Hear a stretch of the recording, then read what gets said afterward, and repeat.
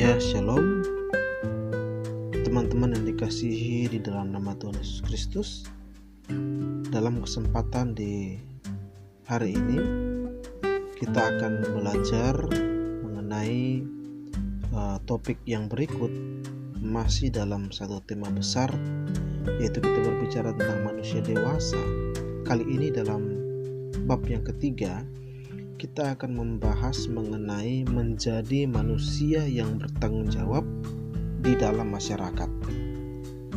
Baik teman-teman, lewat pembelajaran hari ini kita memiliki tujuan bahwa teman-teman nantinya bisa mengetahui serta menjelaskan pentingnya hidup bertanggung jawab itu seperti apa.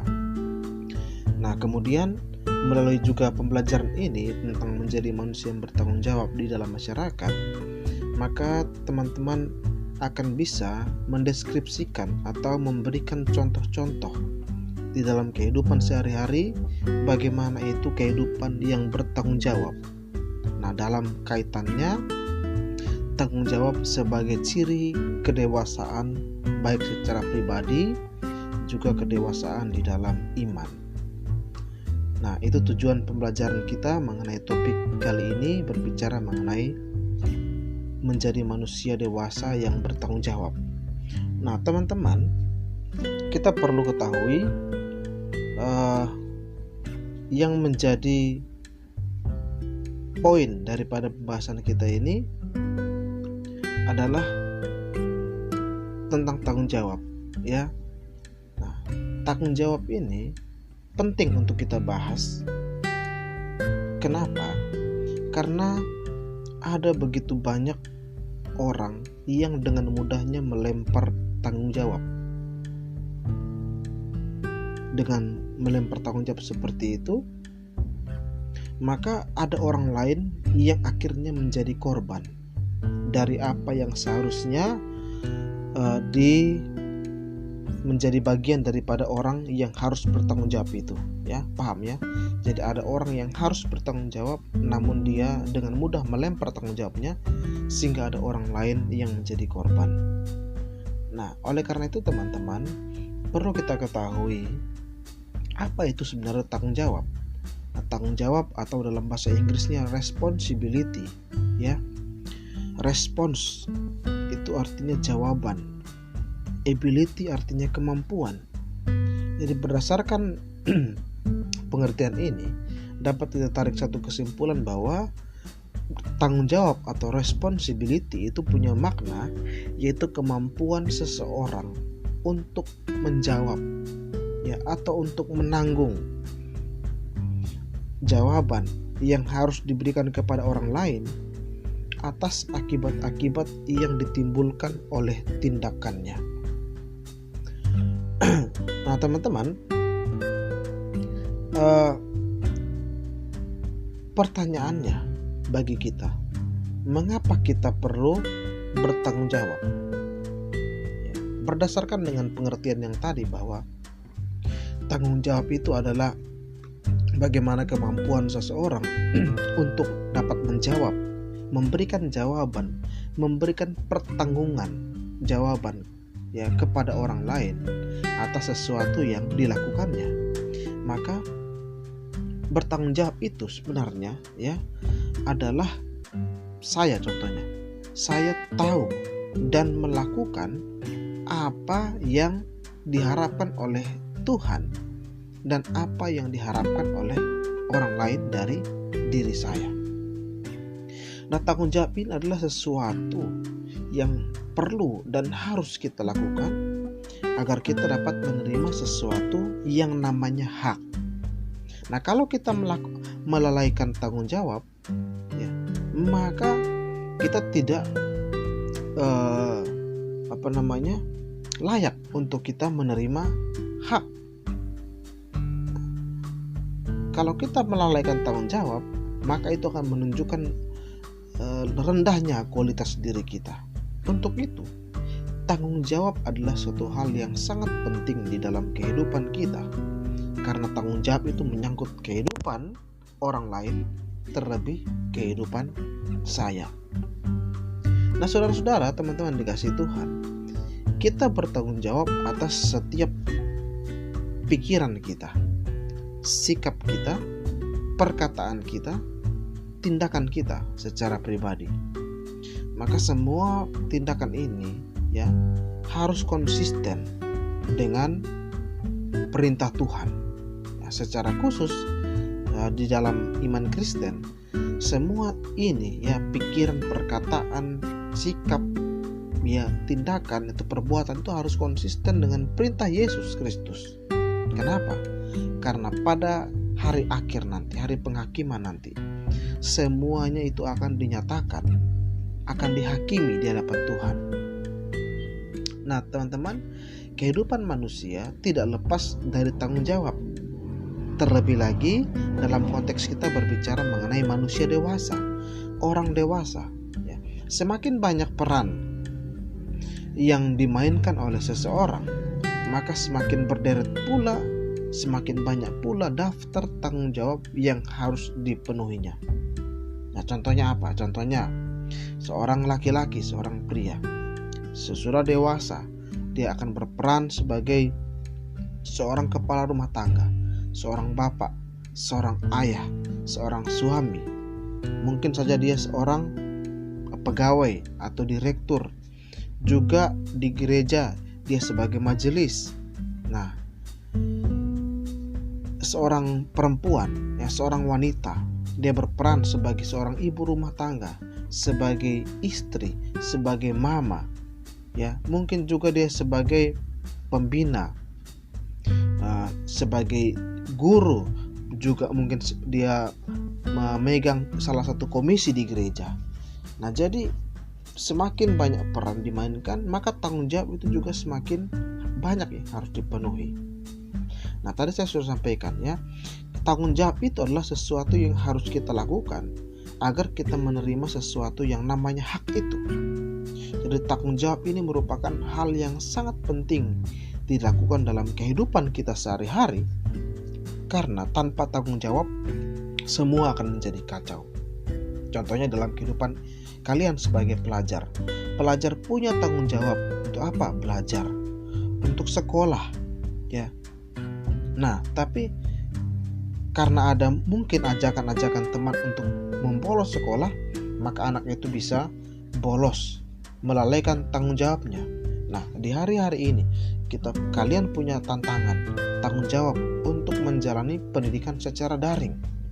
Nah, tetapi karena ini menjalani pendidikan daring di rumah, tidak ke sekolah, guru pun tidak lihat kita ataupun bisa dilihat namun terbatas, maka tanggung jawab kita ini dipertaruhkan. Ada tantangannya, ada tantangan untuk kita bisa tidur ketika kita belajar secara daring, untuk kita mungkin melakukan aktivitas lain, main game, makan, dan seterusnya, sehingga kita tidak bertanggung jawab benar-benar di dalam pembelajaran daring yang diikuti.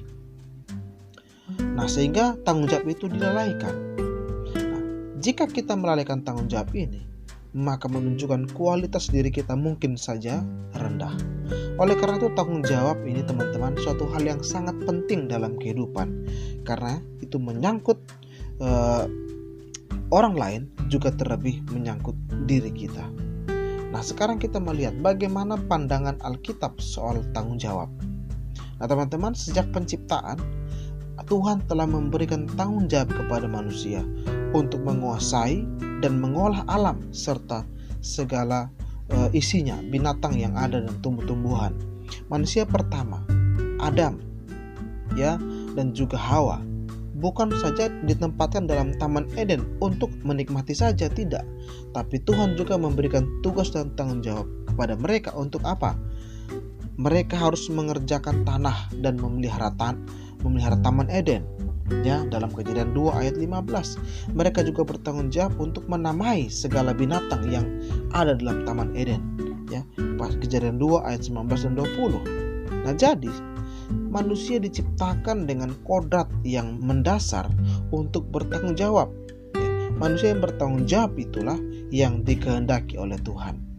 Nah, tetapi teman-teman ya, kasus manusia yang tidak bertanggung jawab pun diberikan contoh oleh Alkitab, yang juga pertama kali dalam kehidupan manusia pertama, Adam dan Hawa, yaitu ketika mereka melanggar perintah Allah dan memakan buah pengetahuan yang baik dan yang jahat yang sudah Tuhan larang untuk mereka makan buah itu.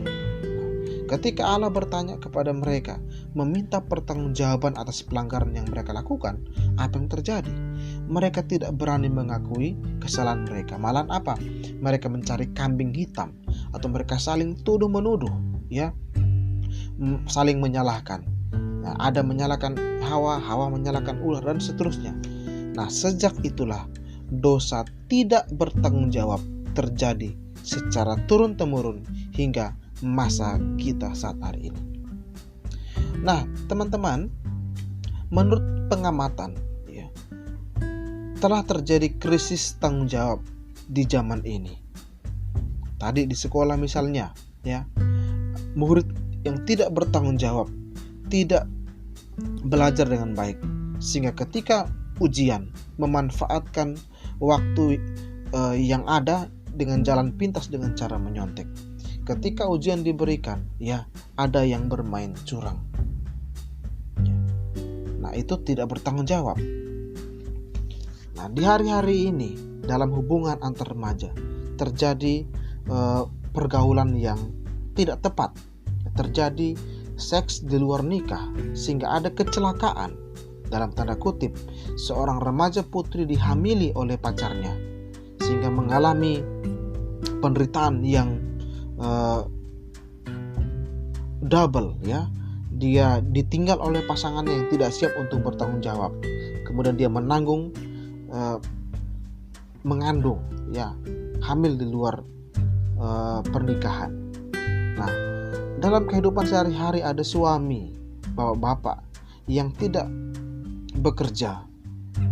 Dia memaksa istrinya yang harus memeras keringat, membanting tulang di rumah. Sudah di rumah sebagai seorang ibu rumah tangga, mengurus rumah tangga, juga harus bekerja lagi di luar rumah untuk menghidupi seluruh keluarganya. Nah, ada juga dalam kehidupan ada orang tua yang mungkin kurang bertanggung jawab, ya. Dalam hal ini menyerahkan anaknya full kepada babysitter atau kepada pembantu, sedangkan ibu-ibu jalan-jalan, ya, bersama dengan sosialita, kelompok sosialitanya, shopping, belanja-belanja, senang-senang sana sini dan sana sini. Dalam dunia kerja kita dapati karyawan, pegawai yang tidak bertanggung jawab dalam tugasnya dalam berbagai hal. Di tingkat kehidupan pemerintahan, pejabat sekalipun, kita dapati pejabat yang tidak bertanggung jawab, menyalahgunakan uang atau mandat rakyat dengan korupsi dan hal-hal yang tidak bertanggung jawab yang lainnya. Ini realita, kenyataan sekarang, ya, yang ada diwarnai oleh krisis tanggung jawab. Nah, maka teman-teman, dari mana sebenarnya munculnya rasa tanggung jawab itu? Tidak otomatis rasa tanggung jawab itu bisa muncul. Rasa tanggung jawab ini harus dipupuk, harus dibina dalam masa pertumbuhan. Nah, dalam masa perkembangan seorang manusia akan ditumbuh kembangkan rasa tanggung jawab tersebut. Maka ada tahapan-tahapan, ya, sehingga rasa tanggung jawab itu boleh terbentuk di dalam kehidupan seseorang. Nah, pertanyaannya kembali, mengapa orang sulit bertanggung jawab? Nah, ada alasan yang pertama, diajarkan atau diwariskan. Memang sepertinya ini satu hal yang gawat, ya, ironis. Ada orang-orang tua yang lepas tanggung jawab, secara sadar ataupun tidak sadar memberikan contoh sifat, memberikan contoh sifat kepada anak-anaknya. Orang tua yang tidak bertanggung jawab secara fungsi akan ada kecenderungan memiliki anak-anak yang juga mengalami kesulitan untuk bertanggung jawab. Alasan yang kedua, ada luka, pengalaman, ya, traumatik yang menyakitkan dalam bertanggung jawab, sehingga dapat membuka luka dalam diri seseorang. Misalnya saya ini harus bertanggung jawab untuk membantu adik-adik saya, ya. Karena apa? ya, biar mereka tidak menanggung masalah penderitaan. Biar saya saja yang menanggung penderitaan. Saya tidak mau terulang apa yang saya alami dulu. Nah, seperti contohnya. Nah, yang ketiga, alasan ketiga adalah karena kebutuhan, ya. Ada orang-orang yang mengalami kesulitan bertanggung jawab karena merasa ada kebutuhan yang lebih penting dan mendesak. Sehingga hal ini menunjukkan bahwa tanggung jawab menjadi pertimbangan antara untung dan rugi. Nah, teman-teman, menurut firman Tuhan, ya, firman Tuhan mencatat banyak tentang tanggung jawab. Ada banyak ayat yang menyatakan tentang tanggung jawab, baik itu dari perjanjian lama maupun dari perjanjian baru. Nah, kita melihat apa kata firman Tuhan. Tanggung jawab atas pikiran. 2 Korintus 10 ayat 5. Ya, di situ memberikan contoh tentang tanggung jawab atas pikiran.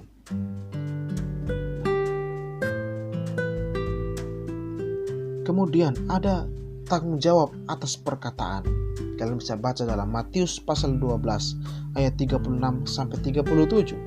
Di situ berbicara tentang bagaimana kita memanfaatkan mulut kita untuk berbicara tidak kata yang sia-sia. Tanggung jawab atas tindakan. Dalam 2 Korintus 5 ayat 10, situ memberikan contoh tentang tanggung jawab atas tindakan. Tanggung jawab atas sikap, ya. Mazmur 34 ayat 13 berbicara tentang bagaimana kita menjaga lidah kita. Tanggung jawab atas motivasi hidup kita. Yeremia pasal 17 ayat 10, ya. Bagaimana berbicara Tuhan selidiki hati dan motivasi diri kita. Nah, oleh karena itu teman-teman, setelah kita pelajari ini secara panjang lebar, bagaimana langkah-langkah praktis menjadi pribadi yang bertanggung jawab. Yang pertama, kembangkan sikap percaya diri. Rasa percaya diri akan berkembang saat seseorang sudah mulai mengenal kemampuannya. Dia mendapat kesempatan dan kepercayaan untuk melakukan apa yang mampu ia kerjakan sendiri, dan kemudian dia memperoleh penghargaan dari orang lain atas apa yang ia sudah kerjakan. Yang kedua, milikilah sikap disiplin. Tanggung jawab sangat erat kaitannya dengan disiplin. Ya, hal yang penting dalam disiplin itu adalah apa? Peraturan, konsistensi, ya, serta ada imbalan atau sebaliknya ada hukuman. Jadi saat kita menjadi orang yang taat pada peraturan, bertindak konsisten, inilah namanya tanggung jawab. Yang ketiga, tidak menyalahkan orang lain. Ya, kalau melakukan kesalahan harus berani mengakuinya. Ya. Ketika kita mengalami kegagalan, kita tidak mencari kambing hitam. Siapa yang harus disalahkan dengan kegagalan saya? Ya, bahkan kalau saya merasa kecewa dan sakit hati, saya tidak akan menyalahkan siapapun. Saya sadar bahwa diri saya sendiri, ya, yang harus bertanggung jawab atas apapun yang saya alami dan saya rasakan. Tidak mencari kesalahan orang lain. Yang ketiga, 4, bersikap optimis. Ya. Orang yang bersikap optimis selalu berusaha melihat segala sesuatu dari kacamata yang positif, bahkan dalam situasi yang buruk sekalipun. Ya, lebih suka membicarakan kebaikan daripada keburukan orang lain. Lebih suka bicara mengenai harapan daripada keputusasaan. Lebih suka mencari solusi daripada frustrasi. Lebih suka memuji daripada mengecam dan sebagainya. Yang kelima, biasakan berkata-kata dengan jujur. Ya, jika kita menjadi orang yang jujur, maka itu membuktikan bahwa kita adalah orang yang bertanggung jawab dan dapat dipercaya oleh orang lain. Yang terakhir, yang keenam, ya, dapat menepati janji. Ketika kita membuat janji dengan orang lain, usahakan tepati janji itu, karena janji adalah utang. Dan dari situ orang akan mengetahui betapa bertanggung jawabnya diri kita. Nah, teman-teman yang dikasihi Tuhan, inilah materi kita tentang tanggung jawab. Kiranya kita bisa belajar tentang tanggung jawab dan kita mempraktekannya dalam kehidupan kita sebagai remaja, pemuda yang bertanggung jawab. Dalam proses kita menjadi orang dewasa, ketika kita menjadi dewasa nanti, kita menjadi orang dewasa yang bertanggung jawab. Terima kasih untuk kesediaan kita, teman-teman sekalian mendengarkan materi kita. Kiranya ini bermanfaat untuk kita. Terima kasih, Tuhan Yesus memberkati. Shalom.